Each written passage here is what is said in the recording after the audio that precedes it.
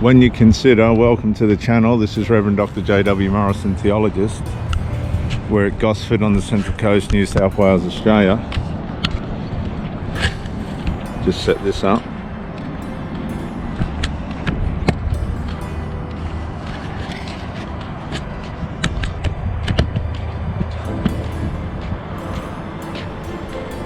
When you consider how important a relationship is and what the damage is if it falls through, for whatever reason it does fall through, usually a reason of unresolved, the catastrophic results of what unresolved can do are unpredictable in terms of how deep they can go. Some people have breakdowns, they never come out of it, they never recover, they don't find a way back. Pain. How you going, mate? It's good. You say hello to people today and they got earplugs in, they can't even tell you're talking to them. But the catastrophic results of a breakup can change the direction of somebody's life for the time that they've got left. Some people end up in counselling for the rest of their life.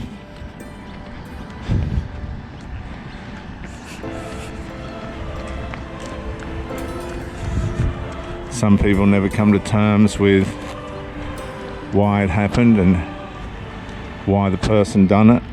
There's other people that know why it's happened and what caused it, only to live in denial. They're unreformable, which means if they get into another relationship, it'll just happen again. We live in a society now where the values have diminished to such a point that people aren't realising the consequences of retrograde behaviour.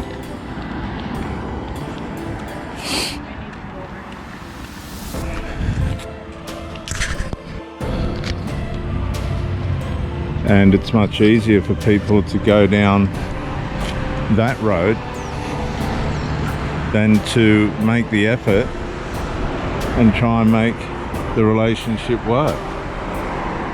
And this is what's happening, and the consequences of this in the lives of people and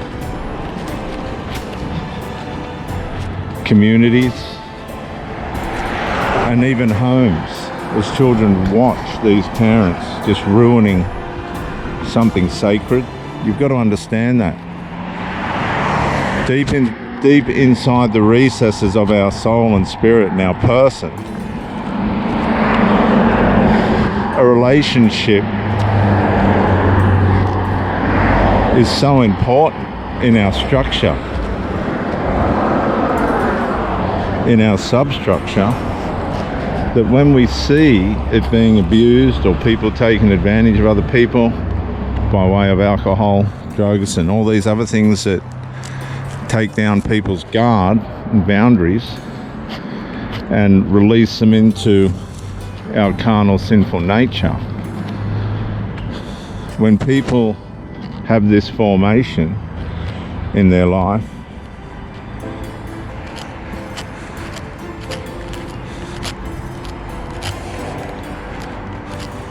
and the ones that they care about are watching it, this builds into and develops a resentment and a bitterness and a conceitedness and a hostility that can turn people into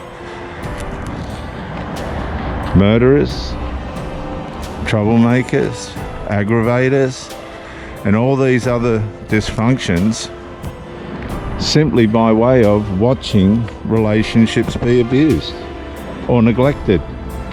You see, abuse isn't necessarily hostility in the physical yelling, screaming sense.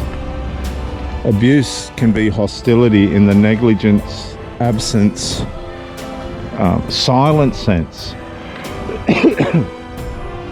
There's many different aspects, covert aspects, by which abuse can deliver itself.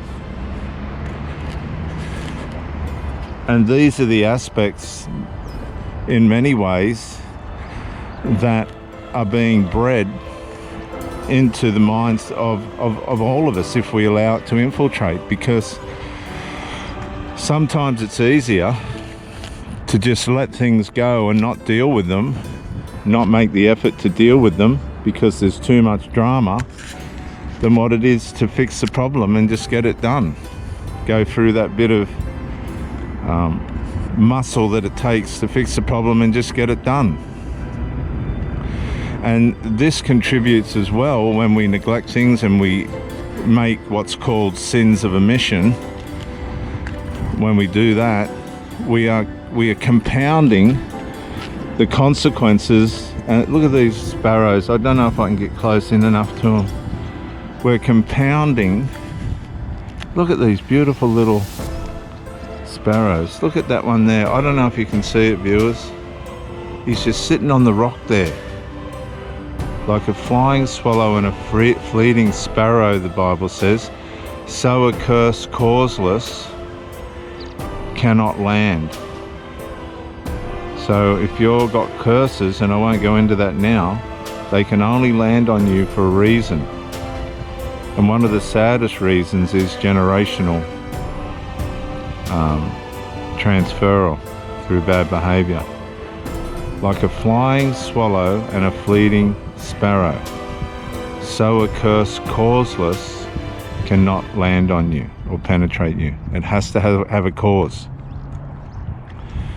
And so as these matters of unresolved or conflict compound, because of this idealism that it's easier just to omit it or avoid it or ignore it, the aggravation and the hostility and the resentment and anger that it causes in the unseen realm can produce criminals, because the frustration of needing something to be fixed and not being given the privilege for that to have happen, and this happens in relationships, that's why I'm talking about it. You're in a relationship and you need some simple stuff to be fixed, and the person that you're with's just ignoring it and avoiding it and doesn't want to talk about it but keeps doing it. That's one of the most severe forms of abuse that there is. Take something simple, very simple, like smoking, and the partner, it could be male or female, has gone to the doctor, and the doctor's said, look, your health at this point in your life is absolutely and 100% dependent on whether you give up smoking or not. And the partner's there, and and they've come out of the doctors and they're shocked, and you know, it's a life-threatening situation. The children are crying. The husband or the wife has been confronted with the fact that there's every possibility that they might die. And they go home and settle back in. Comes to tea time. Where's your mother? Or where's your father? Oh, he's just out having a smoke. Now, the devastation that comes out of the negligence of that is irreparable. Absolutely irreparable. And people don't come back from that. That's just a small example of a bigger picture, where a mission, right, I'm just going to ignore and omit to the fact that if I keep smoking, I'm going to die. I don't care how that impacts my family members or what. The emission of that has an impact, such an impact on the people associated with that person, whether they love them or not, that it produces trauma and confusion and other fragmented psychological problems, because the parent really is the guide for the children to psychologically form from. And it's just by way of subconscious. If the child sees the parent living in a dysfunctional way with determination, it comes with a serious element of determination, where they're just not going to let go of the self-destructive habits. Then just by way of human nature, that child is going to go along with the same stubbornness and negligence as what they've seen in the parent. And that's the generational curse. Sometimes it can be inbred, and the child may not develop anything until later in life, and you'll start to see the signs and the replication of the behavior that the parent had manifesting in the child later in life.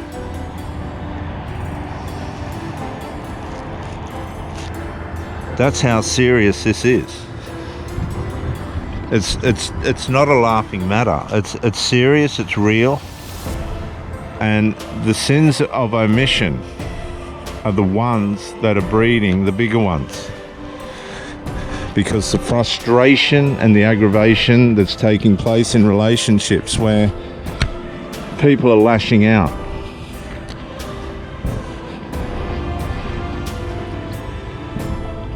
even just by way of frustration after frustration after frustration.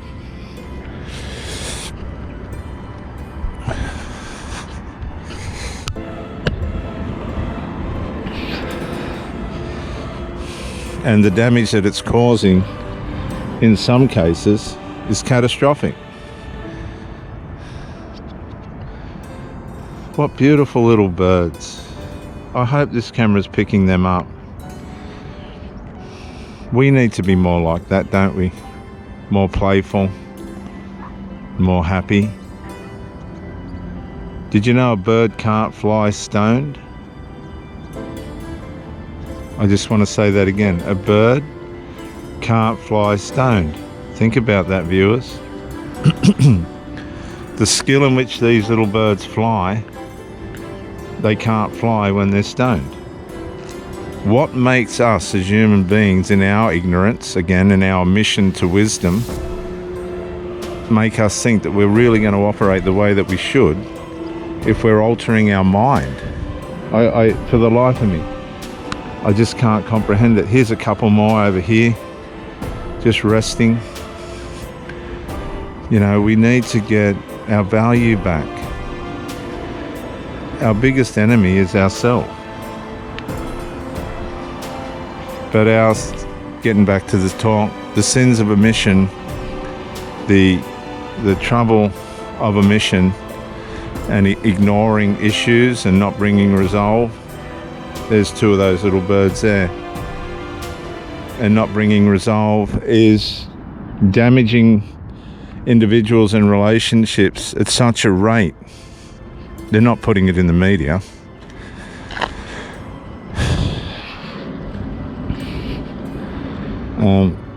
That the counselling facilities and things have got up to 10 weeks wait. Well, by the time 10 weeks passes, if somebody's critical, got trauma to the point of they're critical, they might not be around in 10 years' time. Do you understand? Because when people lose their relationships, and I'm back to the start of the talk, which is about relationships, when people's relationships are lost by way of negligence, which is really, really a poor way to lose one, right?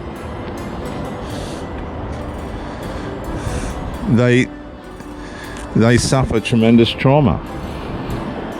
It really hurts. It really, really hurts. And again, these people, a lot of them, they never come out of it. The pain and the sense of loss and the confusion and the letdown of it all is something they just don't come back from. They just don't come back from it. They just don't come back. And the ones that do, they learn from what's happened. They learn and they grow and they contribute. They want to get things resolved. They don't want things to drag on so that people are worn out and traumatized by way of omission. I'm Reverend Dr. Jason W. Morrison here at Gosford on the New South Wales Central Coast.